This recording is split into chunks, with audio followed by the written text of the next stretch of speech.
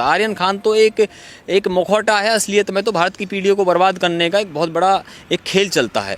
देखो इस केस में आगे क्या हो सकता है, ये इस जो कंप्लेंट की कॉपी इसमें लिखा है, इस पे सेक्शन लगा है NDPS का 27A NDPS एक्ट है, उसमें कितनी मात्रा में आपने ड्रग्स लिया इस आधार पर सजा होती है। 27A एक बहुत ही जो है स्ट्रॉन्ग सेक्शन होता है, होने को तो 10 साल की सज़ा भी हो सकती है अगर उसमें सबूत मिलेंगे तो, और वो प्रूव हो जाएगा कोर्ट के अंदर। अब ये प्रूव कैसे होता है, अब जैसे NCB वालों ने क्या किया, ये वो जो जिस जहाज़ के अंदर ये घूम रहे थे ना, ये वहाँ पे यात्री बन के पहुँच गए, और यात्री बन के पहुँच गए तो इन्होंने वहाँ पे सारा खेल देख लिया।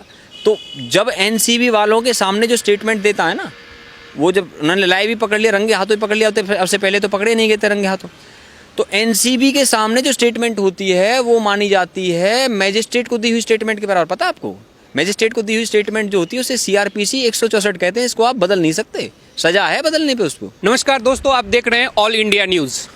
आज हम लोग बात करेंगे ये शाहरुख खान के बेटा को जो गिरफ्तार किया गया है और उससे NCB पूछताछ कर रही है। पहले बोल रहा था कि ड्रग्स बरामद नहीं हुई है, अब तो ओपन चैट में पकड़ा गया है। इस टॉपिक पे बात करने के लिए हमारे साथ सामाजिक कार्यकर्ता मंजीत जी हैं, इनसे बात करते हैं।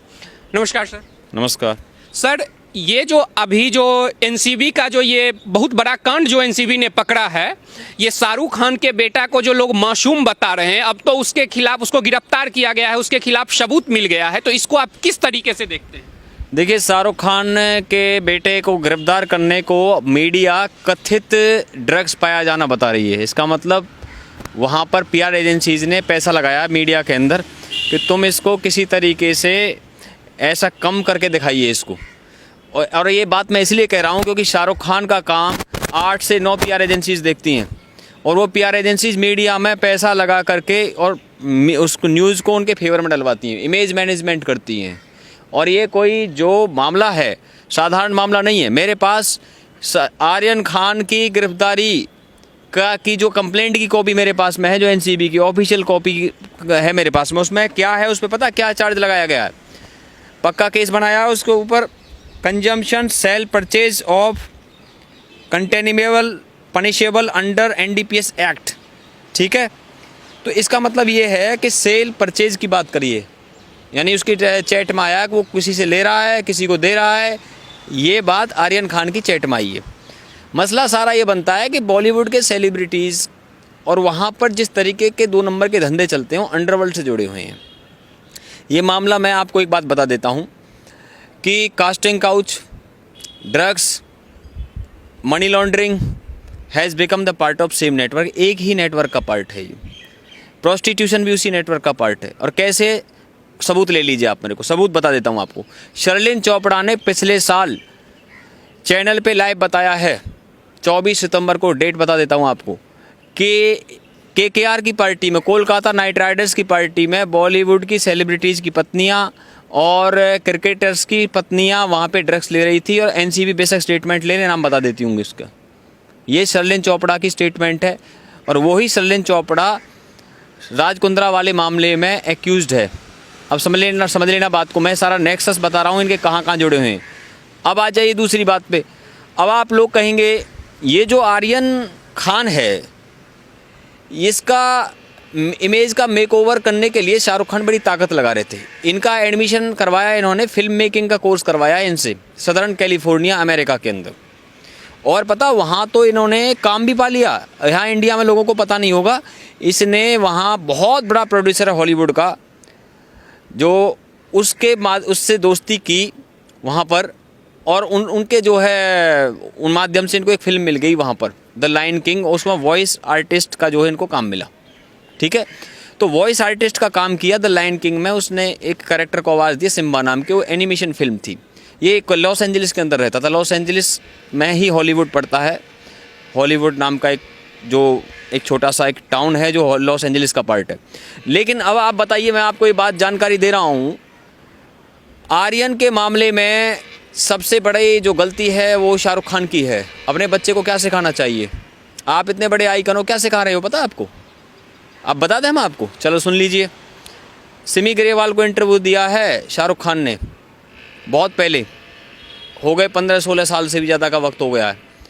उस इंटरव्यू में शाहरुख खान सिमी ग्रेवाल को कहते हैं, सिमी ग्रेवाल उस टाइम पे बड़े बड़े सेलिब्रिटीज़ के इंटरव्यू लिया करती थी कि भाई जो मेरा बच्चा है छोटा, मैं चाहता हूँ ये लड़कियों को छेड़े, वो शिकायत है मेरे पास आए उसकी, वो शुरू से ही इन चीज़ों को सीखे जो हम नहीं कर पाए, जो कामों को मैं बचपन में नहीं कर पाया, वो ड्रग्स भी ले ले, मुझे कोई दिक्कत नहीं है। ये शब्द बोले हैं उसने, शाहरुख खान ने इंटरव्यू में कहा है। और देखो बहुत पुराना इंटरव्यू को आज आपको मैं बता रहा हूँ। इनके बैकग्राउंड है पीछे, लोग जाते नहीं हैं उसमें, केवल न्यूज़ देखते रहते हैं, क्योंकि मीडिया क्या खेल है, मीडिया का वो तत्कालिक घटनाओं पर जाती है। इनके पीछे जो नेक्सस है, इनके पीछे जो इतना बड़ा नेटवर्क है, उसकी बात नहीं करती वो। मैं आपको यहीं बता देता हूँ, अभी मीडिया वालों ने एक नई स्टोरी चलानी शुरू कर दी है। वही शाहरुख खान से बटाटा गैंग वाले अपनी दुश्मनी निकाल रहे। बटाटा गैंग एक बहुत बड़ा गैंग है ड्रग्स का, ये जानबूझ के चलाया ताकि शाहरुख खान को निर्दोष साबित किया जाए, उसके बेटे को। और बटाटा गैंग कौन है? ये पहले दाऊद इब्राहिम की डी कंपनी के साथ ये काम किया करता था, फारूक बटाटा। बटाटा जो है ये मराठी में आलू को कहते हैं, आलू बेचने का काम करता था ये, मराठी में आलू को बटाटा कहते हैं। अब ये तरीका निकाला इन्होंने कैसे इसके प्रति सहानुभूति बनाई जाए। और ये माइंड पता किसका है? मैं नाम बता देता हूँ आपको। इसका काम देखती है शाहरुख खान का स्पाइस पीआर, इसका काम कोकोनट पीआर देखती है।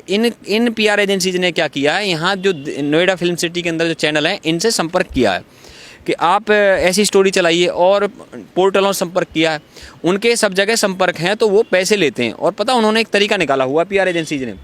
ये क्या करते हैं, सेलिब्रिटी के बयान आते हैं ना इनके पक्ष में, जैसे शाहरुख खान के फेवर में कुछ सेलिब्रिटीज़ बयान दे रहे हैं, बॉलीवुड के कुछ सेलिब्रिटीज़, पता क्यों दे रहे हैं? वो फ्री में नहीं देते, वो उनको भी पैसे दे दिए जाते हैं।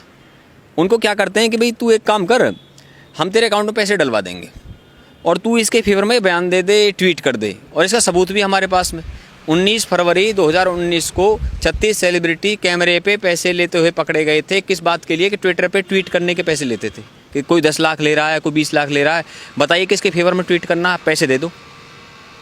अब समझ लेना, ये मैं विद एविडेंस ये बात बता रहा हूँ।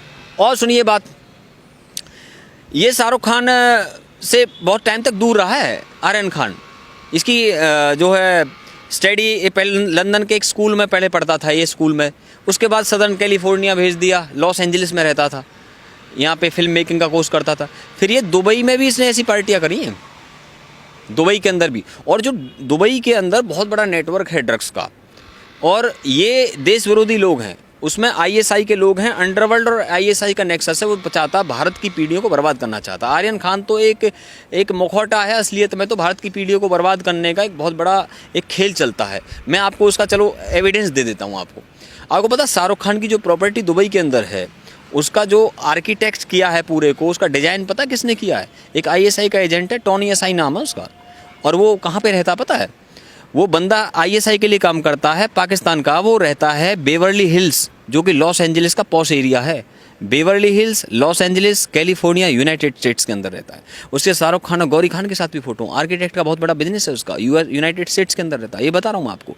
और सुनिए इससे भी आगे की बात, मनी लॉन्ड्रिंग के केस में शाहरुख खान फंस चुके हैं। दुबई के अंदर जो उसकी प्रॉपर्टी है ना, वो कहाँ पे? पाम जुमेरा आइलैंड पे, जो कि दुबई की सबसे महंगी जगह है। और वहाँ पे उसके बंगले का नाम जो है जन्नत है, और जो मुंबई के अंदर है उसका नाम मन्नत है। और भी ये चीज़ समझ लीजिए। अब आपको अंदर से सोर्सेज की जानकारी देता हूँ। अब आप पूछोगे भाई इसमें आगे क्या हो सकता है? देखो इस केस में आगे क्या हो सकता है, ये इस जो कंप्लेंट की कॉपी है इसमें लिखा है, इस पर सेक्शन लगा है एनडीपीएस का 27A। एनडीपीएस एक्ट है, उसमें कितनी मात्रा में आपने ड्रग्स लिया इस आधार पर सज़ा होती है। 27A एक बहुत ही जो है स्ट्रॉन्ग सेक्शन होता है। होने को तो 10 साल की सज़ा भी हो सकती है अगर उसमें सबूत मिलेंगे तो, और वो प्रूव हो जाएगा कोर्ट के अंदर। अब ये प्रूव कैसे होता है? अब जैसे एनसीबी वालों ने क्या किया, ये वो जो जिस जहाज़ के अंदर ये घूम रहे थे ना, ये वहाँ पे यात्री बन के पहुँच गए। और यात्री बन के पहुँच गए तो इन्होंने वहाँ पे सारा खेल देख लिया। तो जब एनसीबी वालों के सामने जो स्टेटमेंट देता है ना, वो जब उन्होंने लाइव भी पकड़ लिया, रंगे हाथों ही पकड़ लिया, अब से पहले तो पकड़े नहीं गए थे रंगे हाथों। तो एनसीबी के सामने जो स्टेटमेंट होती है वो मानी जाती है मैजिस्ट्रेट को दी हुई स्टेटमेंट के बराबर। पता है आपको? मैजिस्ट्रेट को दी हुई स्टेटमेंट जो होती है उसे सीआरपीसी 164 कहते हैं। इसको आप बदल नहीं सकते, सजा है बदलने पे उसको। ये चीज़ समझ लेना। पुलिस को दी हुई स्टेटमेंट को बदल सकते हो आप, कह सकते हो कि पुलिस ने दबाव डाल के करवाया है, वो सीआरपीसी 161 होती है। सीआरपीसी 164 का मतलब ये है बदल नहीं सकते, उसके बराबर मानी जाती है एनसीबी के सामने स्टेटमेंट, यानी वो स्टेटमेंट चेंज नहीं हो सकती।